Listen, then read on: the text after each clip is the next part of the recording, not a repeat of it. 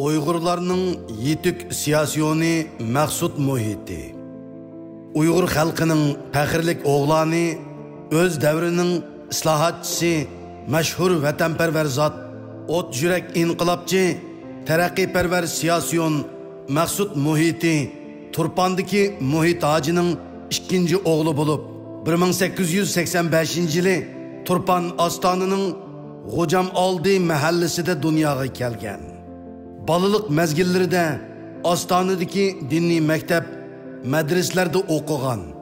Keyingi vaqtlarda o'zidan 8 yosh cho'ng bo'lgan aksi Musul Muhiti bilan billa savdogarchilik ishi bilan Urumchi, Cho'chaklarga va Rossiyaning Shamay, Qozon, Moskva qatorliq shaharlargacha berib, bir tarafdan tijorat qilsa, yana bir tarafdan sayli sayohat, siyaset ögünüş bilen meşgul bolgan. U bu yerlerdeki yeniliklar bilen, yurtudaki qalaqlıqni, chet eldeki hörlük bilen, vatanidaki asaretni ve cehaletni seliştirip, qattiq ızdırapqa düşken ve xalqni qarangılıqdan qutquzishga bel bağlagan. Maqsud Muhiti 1910-yılları tunji qitim Çar Rossiyaga chiqqanda Qazon shahridagi tatarlarning taraqqiyotning Sharqiy Turkistondagi Uyg'urlarning taraqqiyotidan nihoyatda cho'ng farq qiladiganligini ko'rib, tatar ziyolilari bilan uchrashib, bu haqda paranglashgan. Tatar ziyolilari eng muhim masala maktab ichib, xalqni oqartish deb taklif bergan. Ayni yillarda qorong'u zulmat qoplagan Sharqiy Turkistonda mutaassib va ko'niliqni yoqlaydigan diniy maktablardan boshqa milli medeniyet, milli ma'rifimizden söz içiş asla mümkün emas idi. Muşundaq şaraitda Maqsud Muhiti Çar Rossiyaga berib, Qozonliq tatar ziyoli Haydar Sayroniyni Turpanga o'qituvchilik taklif qiladi. Maqsud Muhitining ulug'vor shijoatidan ta'sirlangan Haydar apandi uzun yo'llarni besib Turpanga keladi. Shunda qilib Maqsud Muhiti 1913-yili öz qorosining sal yuqorisidagi aksi Musul bayning hoylisida tunji yangichi maktabni ochdi. Keyincha Maqsudiya maktabi deb atalgan bu maktab Turpan tarixidagi tunji fanniy maktab bo'lib qolgan.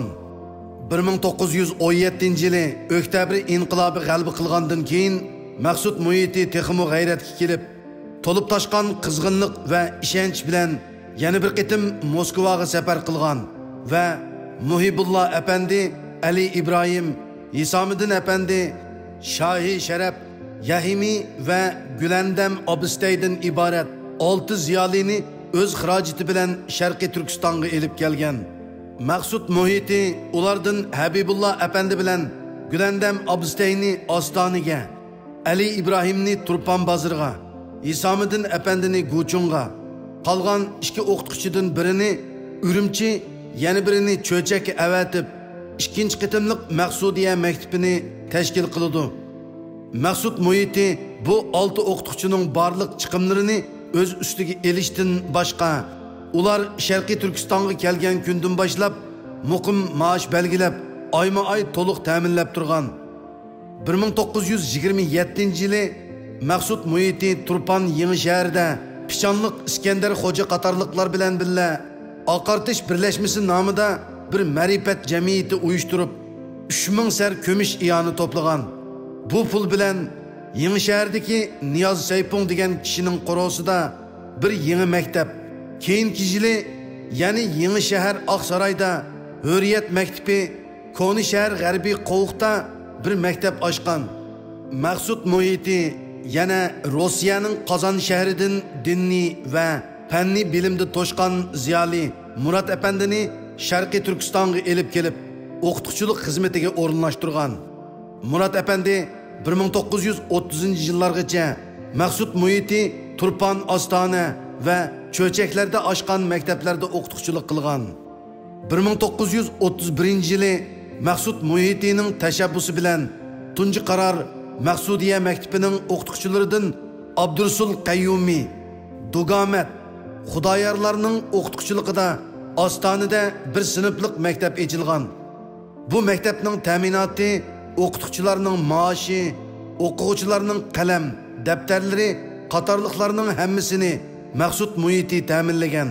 Shuningdan keyin Maqsud Muhitining ta'siri va Maqsudiya maktabi o'qituvchilarining tashkillashi bilan Idiqut ziminining hammali yerda yangicha maktablar kayni-kayindan ochilishga boshlagan.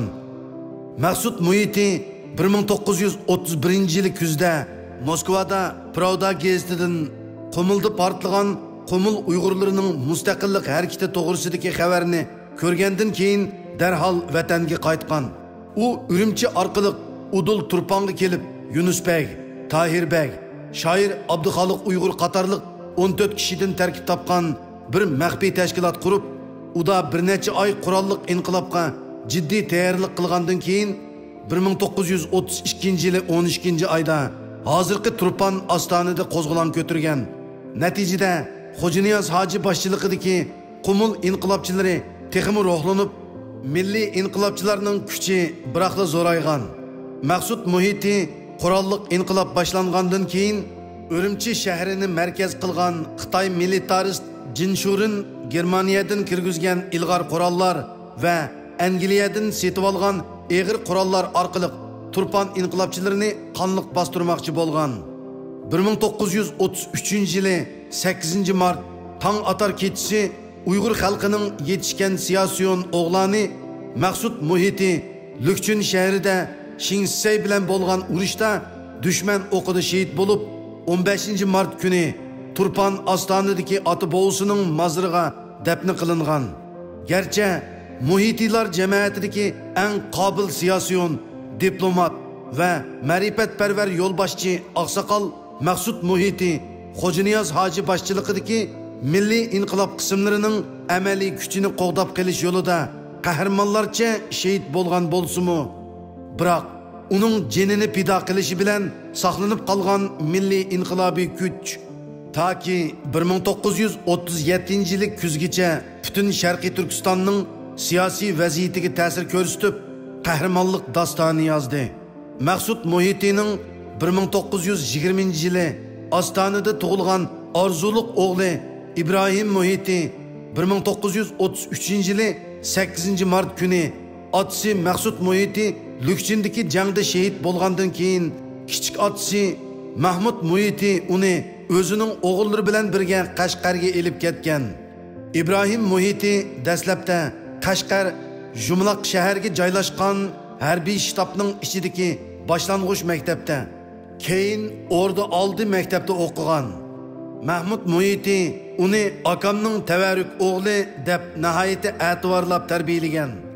İbrahim Muhiti 1936-yili yozda vaziyatning qisitishi sababidan urug' tuqqanlari bilan birga Turponga qaytib kelgan.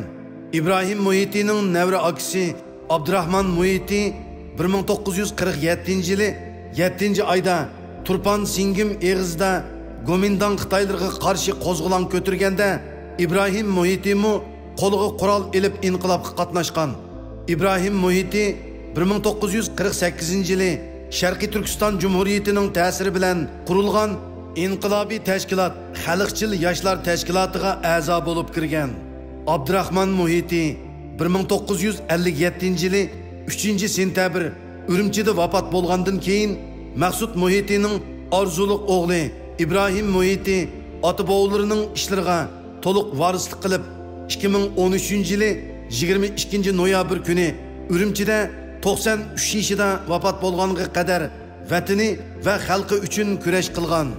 Bu jarayonda u 1957-yildan 1981-yilgacha uda 24 yil til bilan ta'sirligisiz qattiq ziyonkashliklarga uchirgan. İbrahim Muhiti 90 yillik umr musofasida bir qancha davrlarni beshidan kechirib, jang maydonlarida qahramonlik ko'rsatib, Uyg'ur xalqining ozodligi uchun munosib to'p qo'shgan. Ofatlik yillarda garchi xo'rliq, azob uqubat tortgan bo'lsa-mu, ammo irodasini qilchi bo'shashtirmay millat uchun xizmat qilishga, bo'libmi yosh avlodlarni tarbiyalashga ko'p to'p qo'shgan. İbrahim Muhiti otasi Maqsud Muhiti boshchiligidagi Muhitilar oilasining oila shajarasiga oid ko'plagan qimmatli maqolalarni yozib, tadqiqotchilarni qimmatli materiallar bilan ta'minlab, ayni vaqtdagi tarixiy davrning to'liq suratlanishiga hassa qo'shgan.